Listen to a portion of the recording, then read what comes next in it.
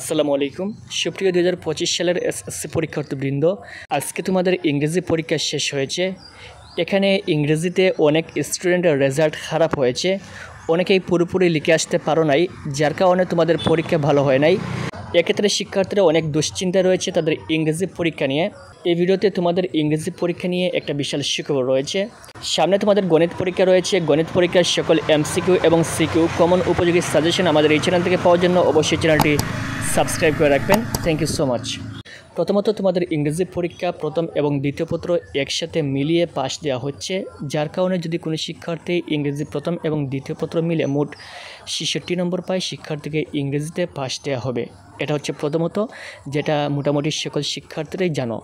দ্বিতীয়ত হচ্ছে ইংরেজি প্রথম এবং দ্বিতীয় পত্রে তুমি যতটুকু লিখেছো ততটুকু তোমাকে নম্বর দেওয়া হবে। এক্ষেত্রে যদি মোটামুটি তুমি লিখে আসো তাহলে সেই লেখার উপরও ভিত্তি করে তোমাকে নম্বর দেওয়া হবে। অনেক সময় রয়েছে যেগুলা রাইটিং অংশ, সেখানে যদি পুরোপুরি সঠিক নাও হয় আর শিক্ষার্থী মোটামুটি লিখে আসে, তাহলে সেখানে শিক্ষক চাইবেন শিক্ষার্থীকে মোটামুটি নম্বর দিয়ে পাস করে দেওয়ার জন্য। এজন্য যে সকল শিক্ষার্থীরা মোটামুটি ভালো হোক আর খারাপ হোক লিখে আসছেন, সেই সকল শিক্ষার্থীরা ইনশাআল্লাহ পরীক্ষায় পাস করবে, যদি দুইটা পত্র মিলে মোট 66 নম্বর কোনো মতে হয়ে যায়। আশা করি বুঝতে পেরেছ।